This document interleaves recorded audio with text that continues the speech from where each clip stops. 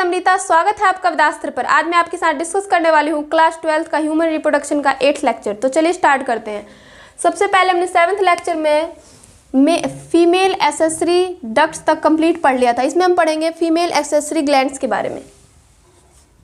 Female accessory glands, तो female accessory glands के बारे में एनसीईआरटी में कुछ नहीं बताया गया, लेकिन अगर नाम दिया गया है तो एटलीस्ट हमें नाम पता होने चाहिए कौन कौन से ग्लैंड्स होते हैं। तो एक होता है हमारे पास बार्थोलिन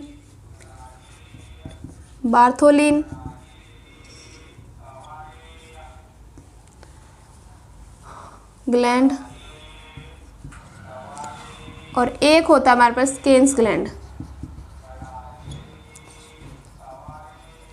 ये दो ग्लैंड्स होते हैं। जो स्किन्स ग्लैंड है इसे हम पैरा यूरेथ्रल ग्लैंड के नाम से भी जानते हैं। Para urethral gland.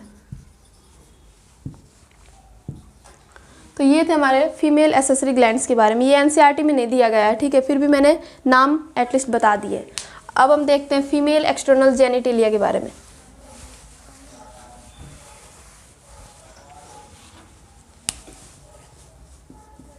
Female external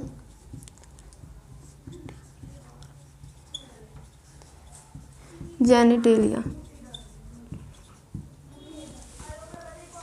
तो जो फीमेल एक्सटर्नल जेनिटेलिया इसे हम वल्वा भी कहते हैं, ऑल्सो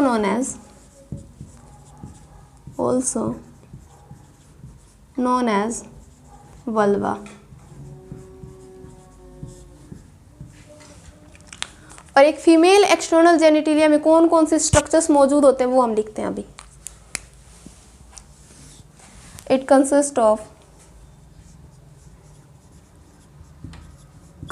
ऑफ सबसे पहला होता है हमारे पास mons pubis, labia majora, labia minora,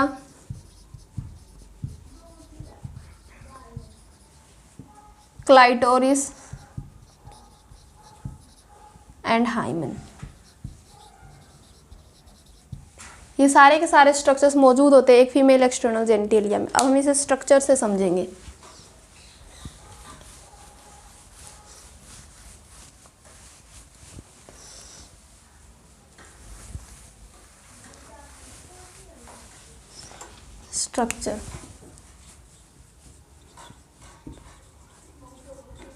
structure of female external genitalia.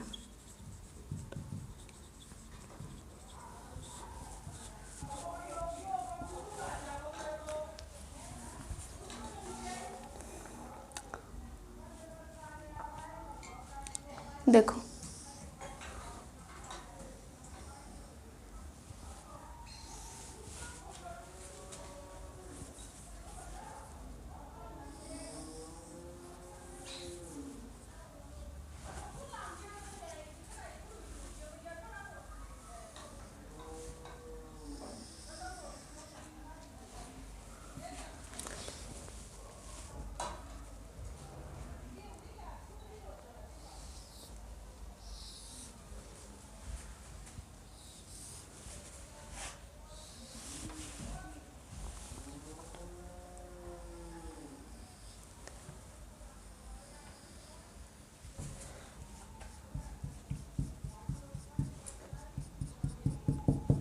ये जो स्ट्रक्चर आपको दिख रहा है ये है हमारा Mons pubis.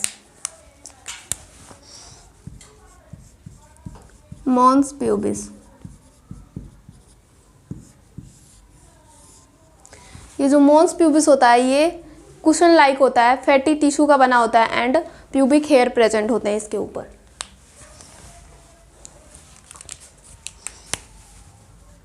Cushion of fatty tissue,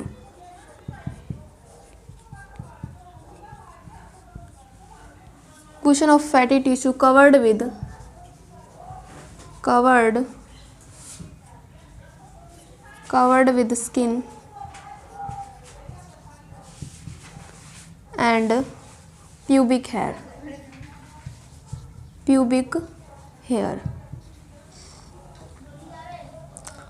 pubic hair होता है, ठीक है। उसके बाद इस मोन्स प्यूबिस से एक स्ट्रक्चर एक्सटेंड होता है,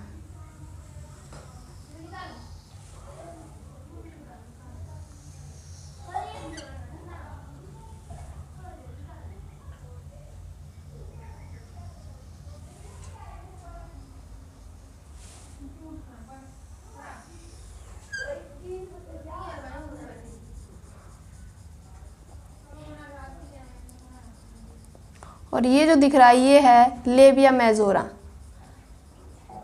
लेबिया मेजोरा जो होता है ये पेयर्ड स्ट्रक्चर होता है।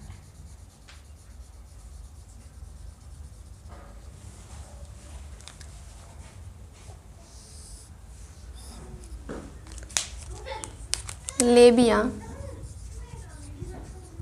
Majora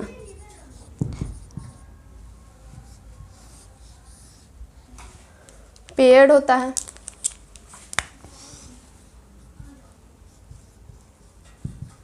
paired fold of tissue, paired fold of tissue and extends from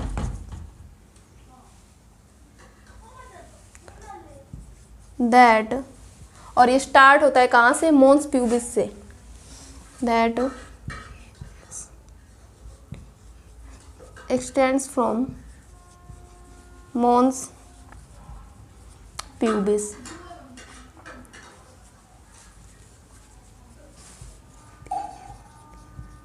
mons pubis with pubic hair,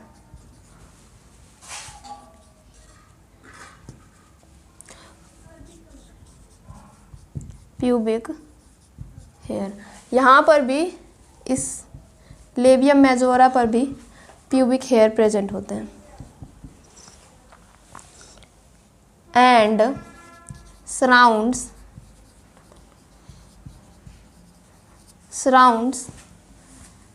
vaginal orifice,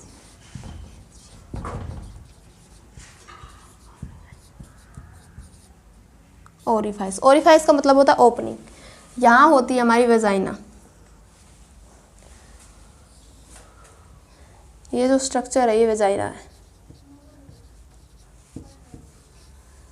ये स्ट्रक्चर क्या करता है, ये जो लेबिया मेजोरा है ये इसको सराउंड करके रखता है वेजाइनल ओरिफाइस को, वेजाइनल की जो ओपनिंग होती है उसको, ठीक है। उसके बाद यहाँ से एक और स्ट्रक्चर अराइज होती है,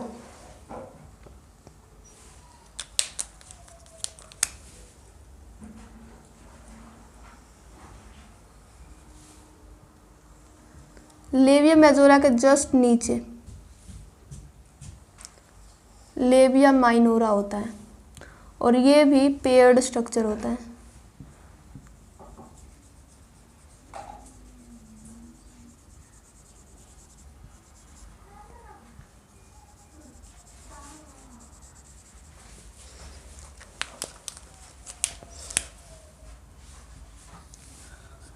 लेबिया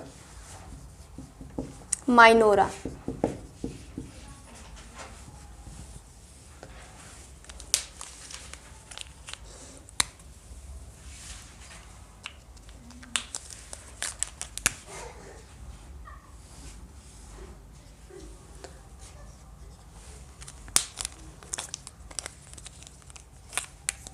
ये भी पेयर्ड होता है,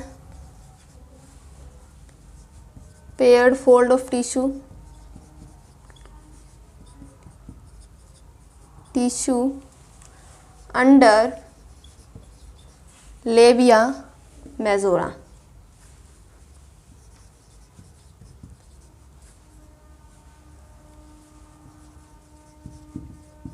लेबिया majora and no pubic hair.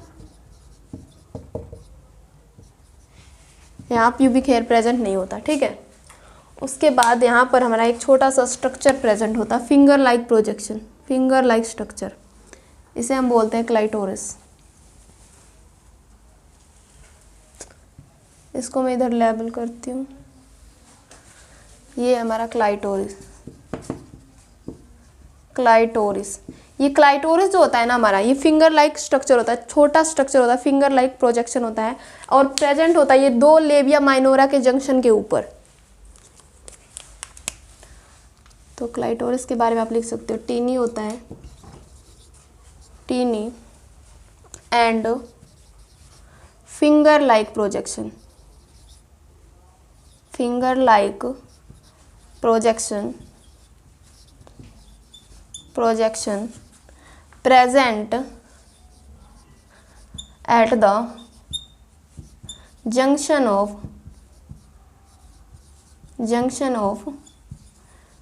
two labia minora, दो लेबिया माइनोरा के जंक्शन के ऊपर प्रेजेंट होता है just above the urethral opening. यहाँ पर हमारी प्रेजेंट होती है यूरेथ्रल ओपनिंग,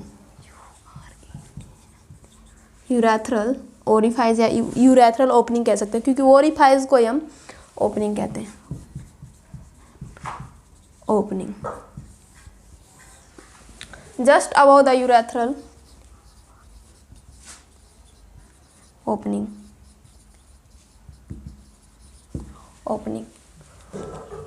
उसके बाद यहाँ पर एक मेम्ब्रेन होती है,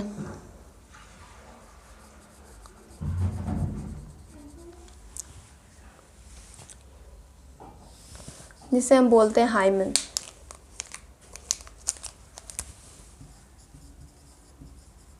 हाइमन, और ये हाइमन जो होता है ये वेजाइना की ओपनिंग को पार्शियली कवर्ड करके रखता है, कंप्लीटली नहीं, पार्शियली कवर्ड करके रखता है। ठीक है, तो इसलिए हम इसके लिए एक वर्ड यूज करते हैं कि हाइमन मे और may not be a part of female external genitalia, कि ये जो हाइमन है ये फीमेल एक्सटर्नल जेनिटेलिया का पार्ट हो भी सकता है और नहीं भी हो सकता है। मैंने ऐसा क्यों कहा, क्योंकि कई केस में ये जो मेम्ब्रेन होती है, हाइमन की जो मेम्ब्रेन होती है, ये टूट जाती है। अभी बताती हूँ मैं आपको, ठीक है। और देखो एक और बात, ये जो क्लाइटोरिस होता है और जो मेल के अंदर जो पीनस होता है, ये दोनों के दोनों होमोलोगस स्ट्रक्चर होते हैं। होमोलोगस स्ट्रक्चर का मतलब क्या है, इनका जो ओरिजिन होता है वो सेम होता है, बट फंक्शन जो होते हैं इनके वो डिफरेंट होते हैं। ये दोनों के दोनों ही इरेक्टाइल टिश्यूज़ के बने होते हैं। ठीक है, अब हाइमन के बारे में बताती हूँ आपको कि क्यों हाइमन एक फीमेल एक्सटर्नल जेनिटेलिया का पार्ट हो भी सकता है और नहीं भी। सबसे पहले तो ये वेजाइना की ओपनिंग को पार्शली ढक कर रखता है, पार्शली कवर्ड करके रखता है।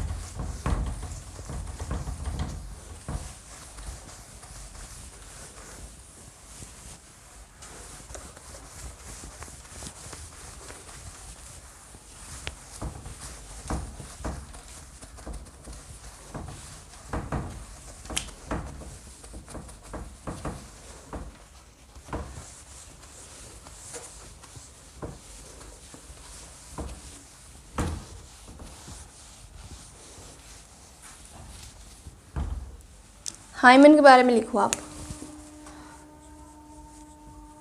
Hymen,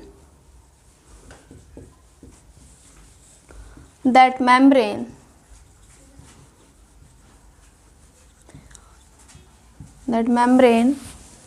covered with, partially covered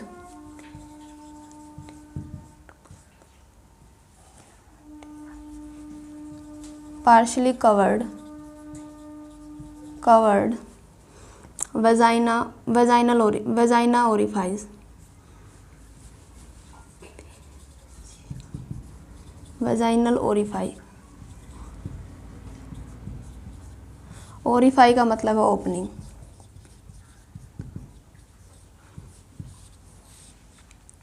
ठीक है, इसके बारे में एक और बात कही जाती है कि जो हाइमन होता है, इट मे और may not be a part of female external genitalia.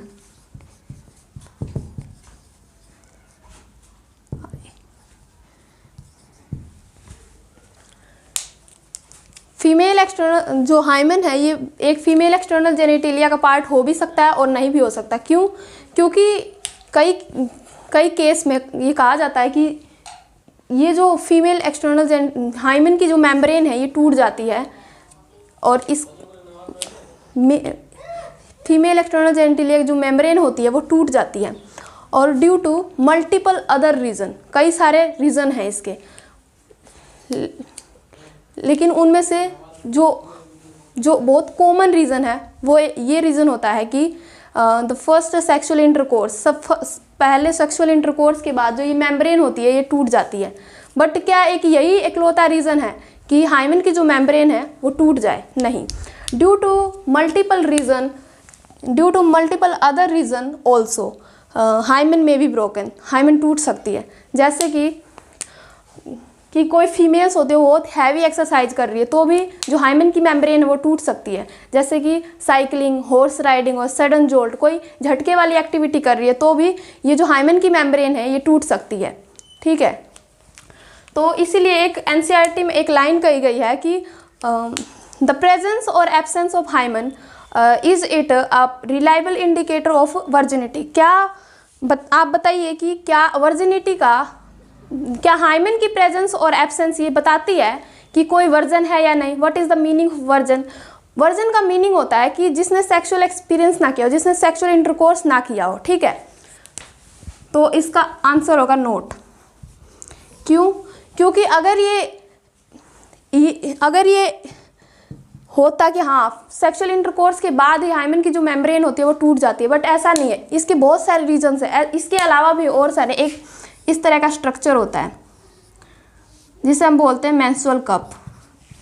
Menstrual cup कई फीमेल्स जो होती है ड्यूरिंग पीरियड्स इससे अपनी वेजाइना के अंदर इंसर्ट करवाते हैं। इसके इंसर्शन से भी जो हाइमन की मेम्ब्रेन है वो टूट सकती है। इसके अलावा भी और सारी टैम्पन्स होता है, टैम्पन्स के इंसर्शन से भी जो हाइमन की मेम्ब्रेन है वो टूट सकती है due to multiple reason hymen की टूटने की।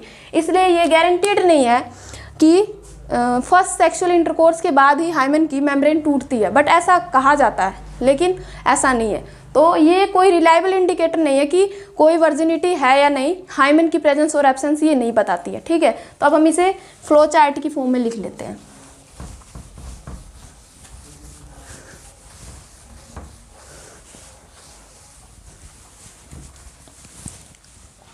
देखो,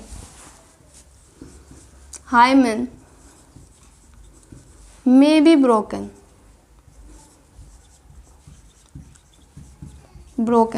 during first sexual intercourse.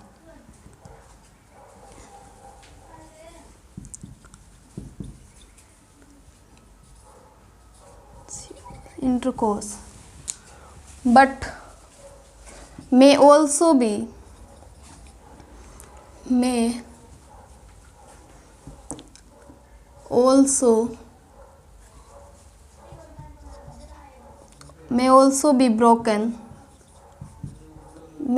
broken due to sudden jolt,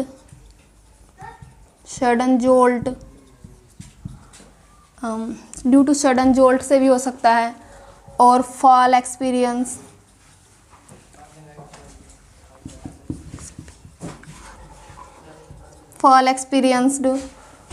and during exercise,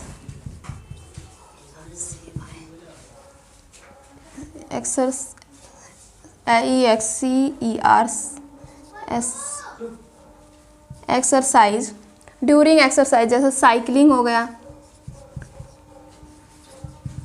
horse riding हो गया,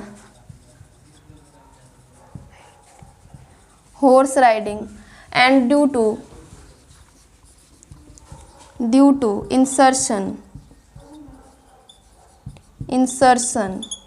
of menstrual cup, tampons, tampons during period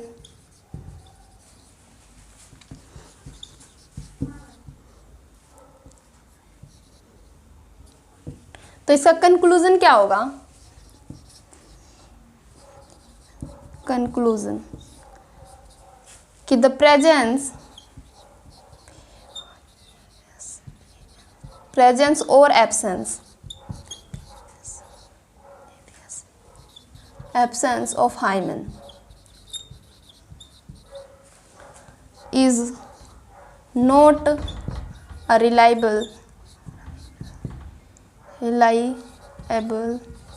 indicator of virginity.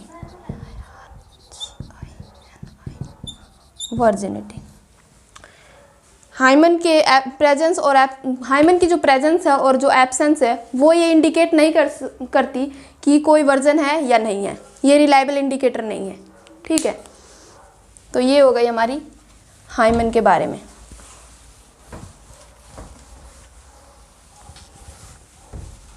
उसके बाद एक और पॉइंट लिखिए आप कि जो क्लाइटोरिस होता है, फीमेल एक्सटर्नल जेनिटेलिया का पार्ट जो फिंगर लाइक प्रोजेक्शन था, clitoris and penis, clitoris and penis are homologous structure, homologous structure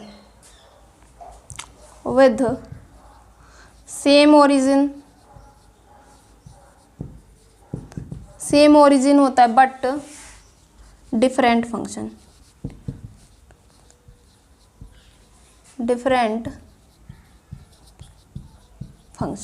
इनके जो फंक्शंस होते हैं वो डिफरेंट होता है। जो ये क्लाइटोरिस होता है ये भी इरेक्टाइल टिश्यू का बना होता है और जो पीनस होता है ये भी इरेक्टाइल टिश्यू का बना होता है। तो ये थी सारी की सारी बातें हमारे फीमेल एक्सटर्नल जेनिटेलिया के बारे में। अब हम स्टार्ट करेंगे फीमेल मेमरी ग्लैंड्स के बारे में।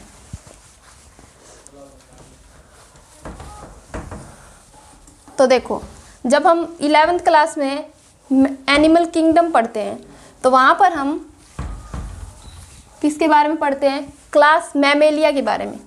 तो क्लास मैमेलिया के कुछ एक्सक्लूसिव प्रॉपर्टी होती है जो केवल मैमल्स की होती है, जैसे external years, female memory, functional female mammary glands. ठीक है, तो देखो सबसे पहले हेडिंग डालो mammary gland.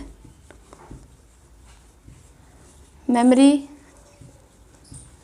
Gland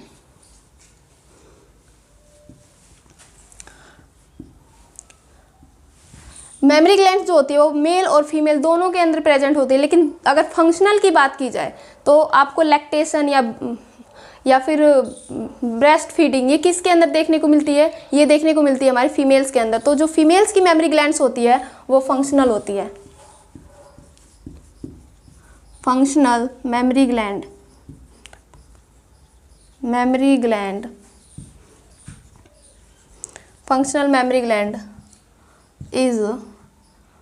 functional memory gland is characteristics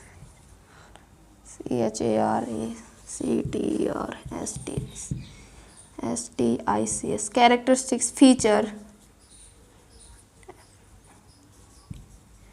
feature of female mammals,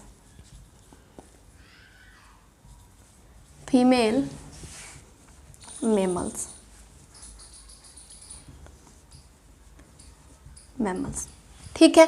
उसके बाद अगर हम बात करें कि मेमरी ग्लैंड्स कितनी होती है, तो ये वन पेयर होती है। वन पेयर होती है और इसे हम मॉडिफाइड स्वेट ग्लैंड भी कहते हैं, या फिर स्वेट ग्लैंड का ही दूसरा नाम होता है स्यूडोफिलिक ग्लैंड। मॉडिफाइड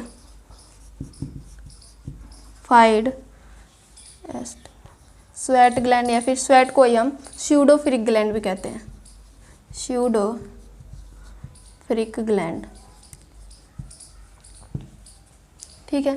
और ये प्रेजेंट कहाँ होता है? किस मसल्स के ऊपर प्रेजेंट होता है? Located pectoralis pectoralis major muscles, major muscles. और जो मेमोरी ग्लैंड्स होते हैं ये दो तरह के होते हैं। मेमोरी ग्लैंड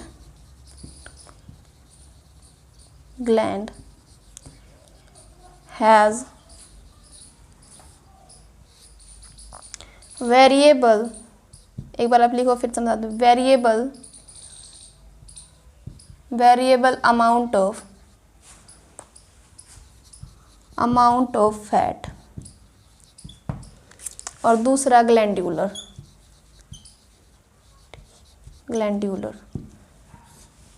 का मतलब ही क्या होता है, ग्लैंड्स का मतलब ही क्या होता है, ग्लैंड्स का काम होता है सिक्रेशन। तो यहाँ पर मेमोरी ग्लैंड्स है, मेमोरी ग्लैंड्स क्या करेंगी, मिल्क का secretion.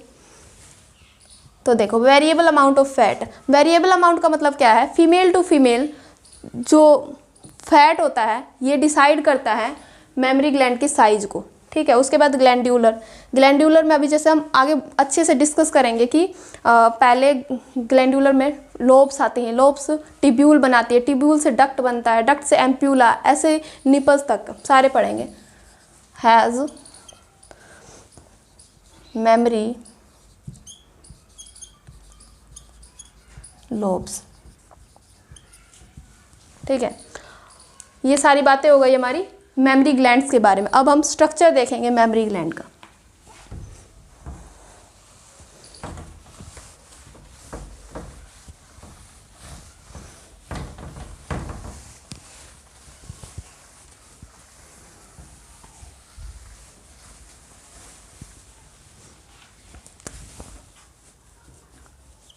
Structure of memory gland.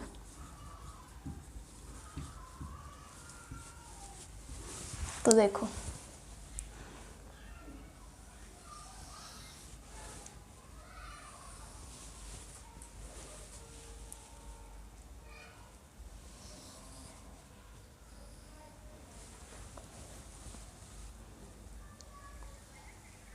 जब हम यहाँ पर जब हमने मेमोरी ग्लैंड का सेक्शन किया है तो वहाँ पर कुछ रिप्स भी होती है, तो उस रिप्स को भी कट किया है। तो ये जो है ये रिप्स है,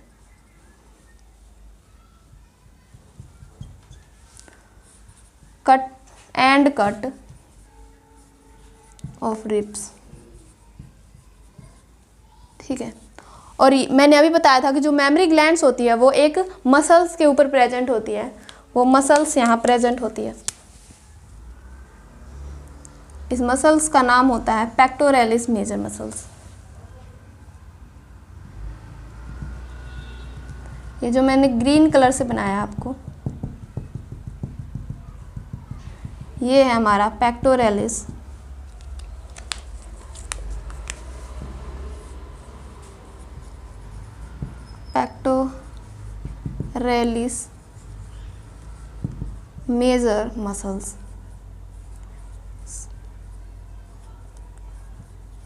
मेजर मसल्स।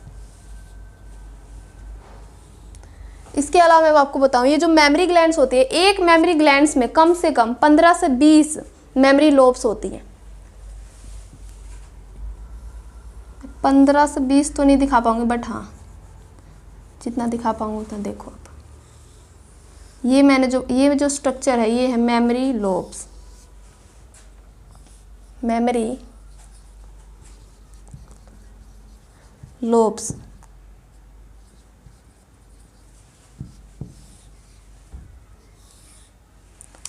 ठीक है। इस मेमोरी लोब्स के अंदर प्रेजेंट होती है मेमोरी एल्वुलाई, उन्हीं एल्वुलाई के अंदर मिल्क का सिक्रेशन हो रहा होता है। यहाँ प्रेजेंट होते हैं हमारे memory alveoli.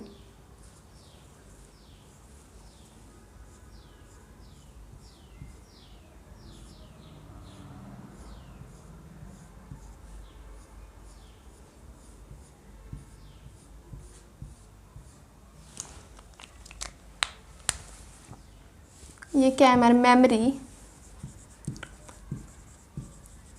Alveoli.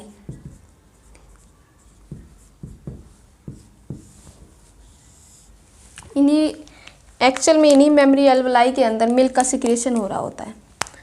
In memory alveoli के अंदर से एक डक्ट निकलती है।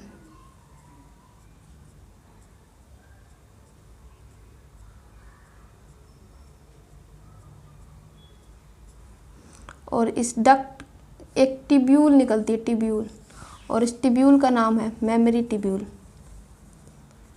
Memory tubule, tubule.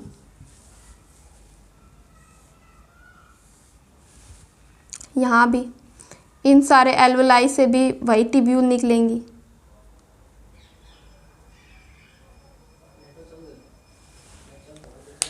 और ये सारी की सारी टिब्यूल जो हैं ये मिलकर बनाती है एक कॉमन डक्ट।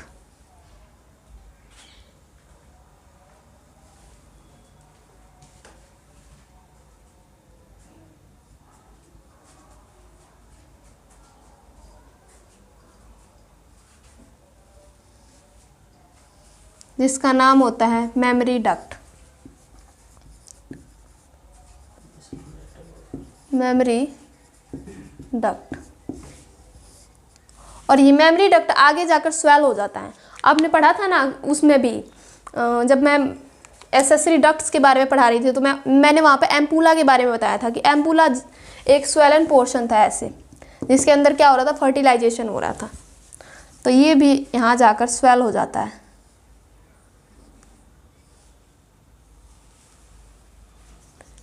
ये सारे के सारे एक साथ मिलते हैं, ये भी इसके साथ जुड़ जाएगा और एक स्वेलन पोर्शन बना लेगा।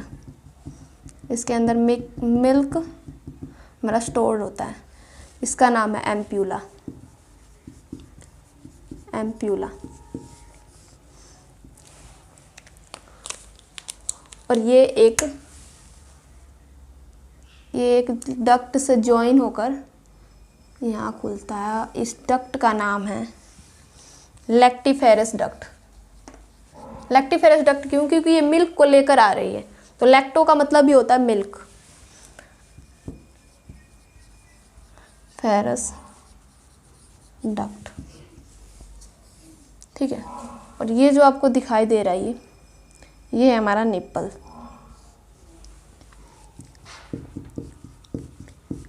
निप्पल जो पूरा का पूरा मैमरी ग्लैंड है, इसके कंपेयर में जो निप्पल होता है इसके अराउंड कुछ पिगमेंटेड पार्ट होता है और इसका नाम होता है एरियोला। एरियोला, एरियोला क्या? एरियोला इज द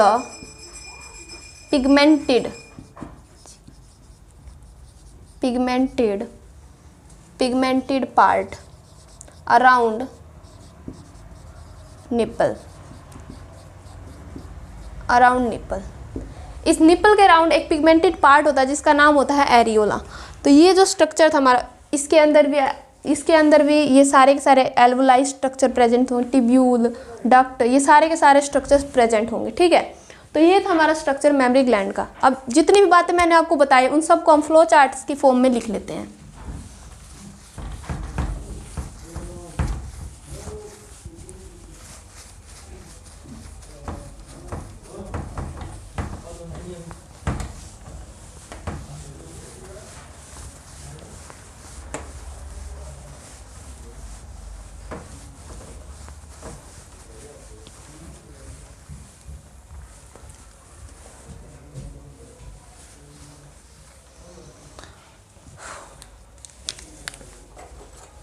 देखो,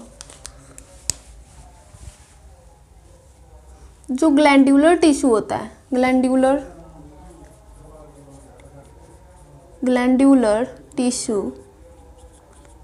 tissue of each memory gland,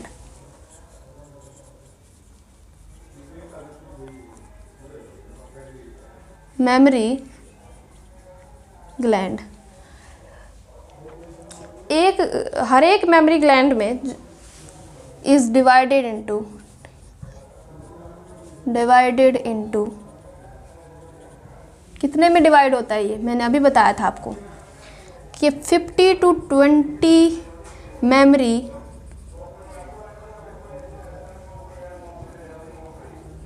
lobes के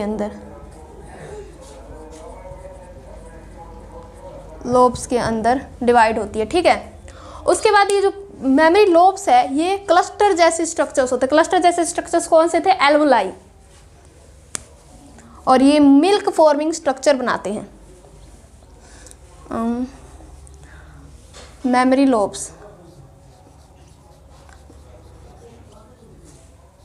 lobes has cluster of, cluster का मतलब क्या होता है? गुच्छा, गुच्छे में प्रेजेंट थे क्या? Alveoli. Cluster of milk forming structure called as, जैसे हम क्या कह रहे थे? Mammary alveoli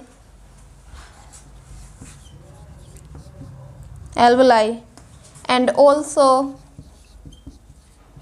stored milk। जो एल्वोलाई होता है ये मिल्क केवल बनाता नहीं है, ये स्टोर्ड भी करता है उसको। ठीक है,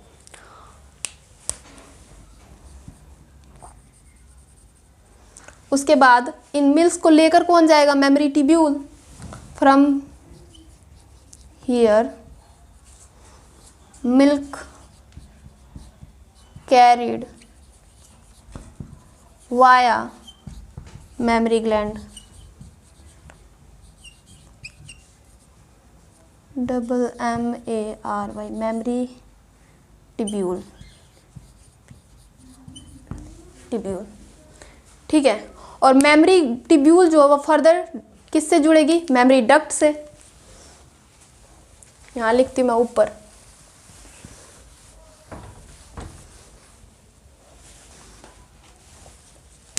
मेमोरी ट्यूब्यूल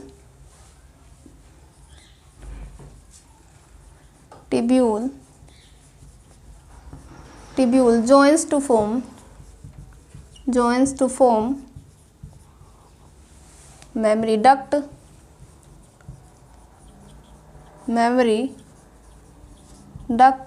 और ये मेमोरी डक्ट क्या बनाएगा? एक स्वेलन पोर्शन, मेमोरी एम्प्यूला।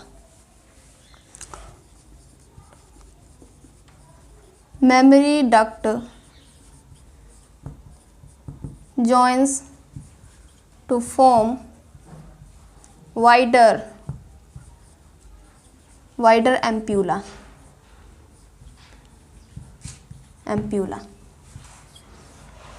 उसके बाद ये जो एम्प्यूला है, ampulla leads to lactiferous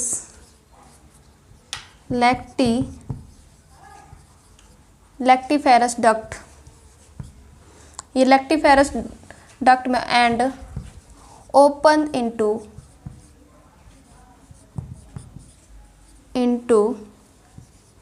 nipple,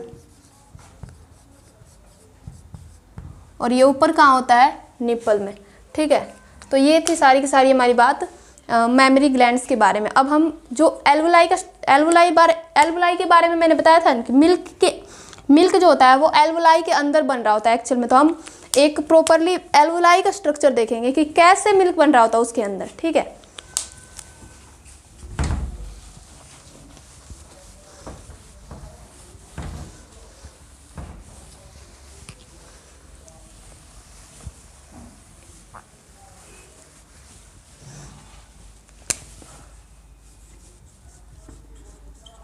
alveoli देखो मैंने ऐसे बनाया था, ये क्या था हमारा? लोब्स। लोब्स के अंदर क्या प्रेजेंट थे? एल्वोलाई। तो मैं एक एल्वोलाई का स्ट्रक्चर बना के दिखा रही हूँ मैं आपको। ये क्या है हमारा? एल्वोलाई। इस एल्वोलाई के अराउंड कुछ सेल्स प्रेजेंट होती है।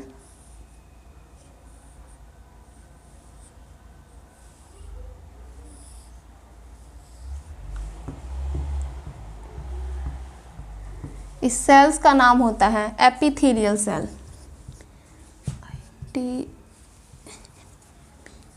THELI, epithelial cells of alveoli,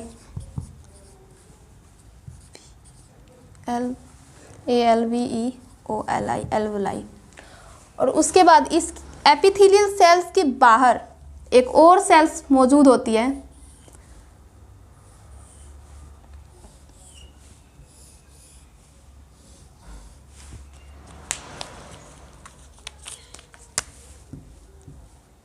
ये है हमारा मायो एपिथेलियल सेल। मायो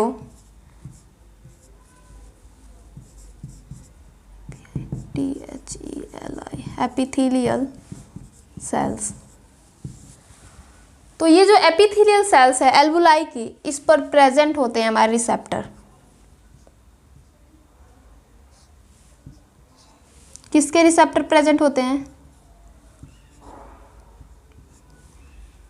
इस पर हमारे जो ये रिसेप्टर है, रिसेप्टर ऑफ प्रोलैक्टिन,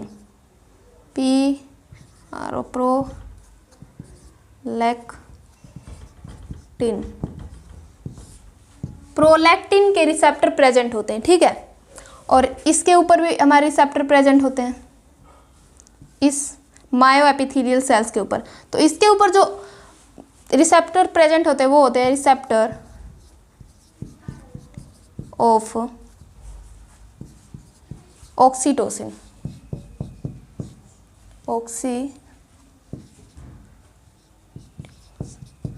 ऑक्सीटोसिन के रिसेप्टर प्रेजेंट होते हैं।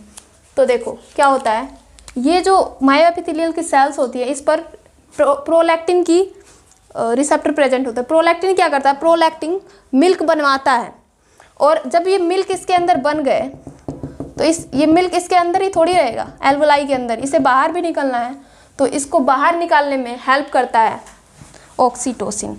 ऑक्सीटोसिन का काम क्या होता है? कॉन्ट्रैक्शन का। जैसे ही ये इस एल्वुलाई को कॉन्ट्रैक्ट करता है तो जो मिल्क है वो बाहर आ जाता है, ठीक है। तो ये था हमारा स्ट्रक्चर एल्वुलाई का। तो मिलते हैं नेक्स्ट लेक्चर में। Thank you.